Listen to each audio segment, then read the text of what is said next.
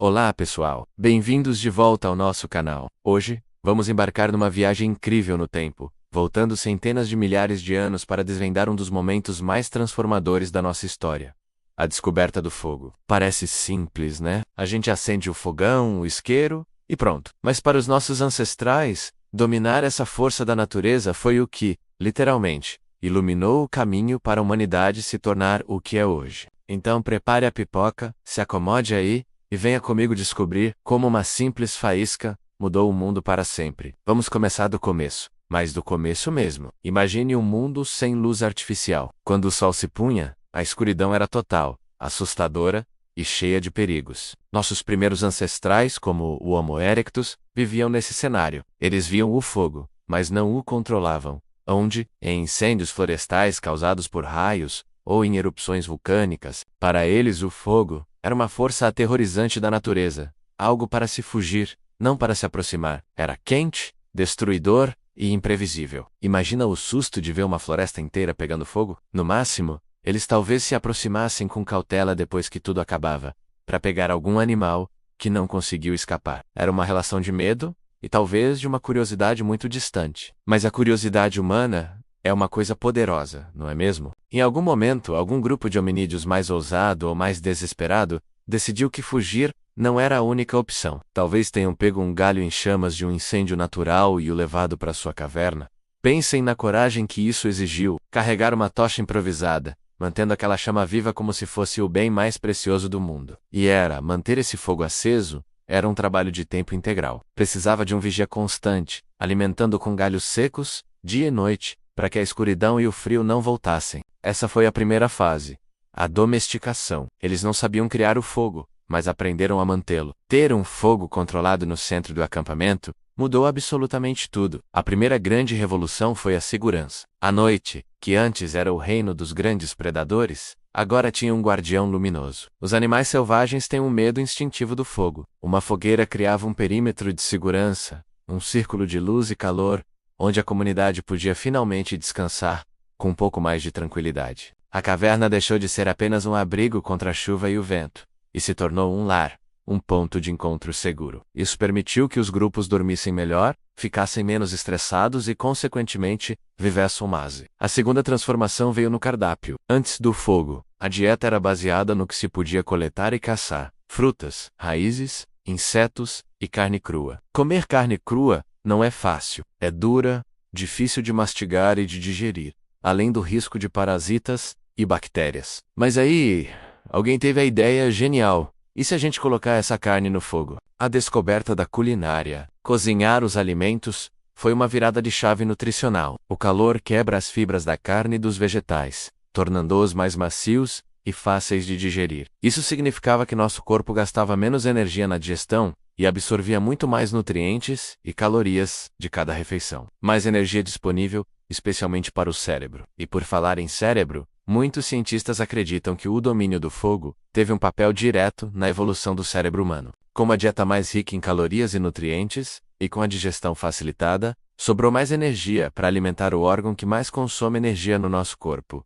o cérebro. Um cérebro maior e mais complexo permitiu o desenvolvimento de novas habilidades, como a linguagem mais sofisticada, o planejamento e a criação de ferramentas mais elaboradas. Ou seja, cozinhar o nosso jantar pode ter sido o pau que nos tornou mais inteligentes. É fascinante pensar que a gastronomia e a evolução humana andam de mãos dadas desde o início. O fogo também se tornou uma ferramenta essencial. Pense na fabricação de lanças de madeira. Antes, eles usavam pedras para afiar as pontas. Com o fogo, eles descobriram que podiam endurecer a ponta de uma lança de madeira ao passá-la cuidadosamente sobre as brasas. Isso criava uma arma de caça muito mais resistente e eficiente, aumentando as chances de sucesso e garantindo mais comida para o grupo. O fogo também era usado para moldar pedras, como o sílex, tornando-as mais fáceis de lascar e de transformar em facas, raspadores e pontas de flecha. A tecnologia da Idade da Pedra deu um salto gigantesco, graças a essa nova fonte de energia controlada. Além da segurança, da comida e das ferramentas, o fogo trouxe algo talvez ainda mais profundo: a socialização. A fogueira se tornou o centro da vida social. Ao redor do calor e da luz, As pessoas se reuniam no final do dia. Era ali que as histórias eram contadas, que os conhecimentos eram passados de geração em geração. Era o lugar para planejar a caçada do dia seguinte, para cuidar dos doentes, para fortalecer os laços comunitários. A luz da fogueira estendeu o dia útil, permitindo mais tempo para a interação social, para o desenvolvimento da cultura, da arte e, quem sabe, dos primeiros rituais. A fogueira não aquecia só o corpo, ela aquecia a alma da comunidade. Mas ainda faltava uma peça nesse quebra-cabeça: criar o fogo. Manter uma chama viva era ótimo, mas e se ela se apagasse? Ou se o grupo precisasse se mudar? Transportar fogo era complicado e perigoso. A verdadeira independência veio com a descoberta de como produzir fogo sob demanda. E isso provavelmente aconteceu de duas maneiras principais. A primeira, por fricção, esfregar vigorosamente um pedaço de madeira contra o outro,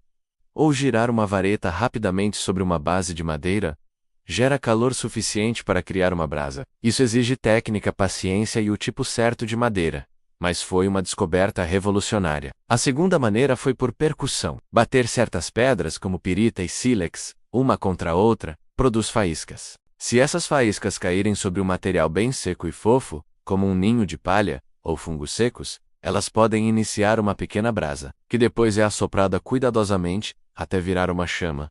Dominar essas técnicas significava liberdade. Liberdade para explorar novos territórios, para se estabelecer em lugares mais frios que antes eram inabitáveis. A humanidade podia agora levar o calor e a luz consigo para onde quer que fosse. A expansão dos nossos ancestrais pelo globo só foi possível graças a essa autonomia. Com o tempo, o uso do fogo foi se tornando cada vez mais sofisticado. Ele permitiu a queima controlada de vegetação para abrir clareiras na floresta, facilitando a caça e até mesmo os primórdios da agricultura. O calor do fogo foi essencial para a cerâmica, permitindo a criação de potes para armazenar água e comida. Um avanço enorme para a organização das sociedades. E milhares de anos depois, foi o fogo que permitiu a metalurgia, a fundição de metais como cobre, bronze e ferro, que deram nome a novas eras da humanidade e mudaram completamente a guerra, a agricultura e a construção. Desde aquela primeira faísca, controlada com medo e admiração por um ancestral corajoso,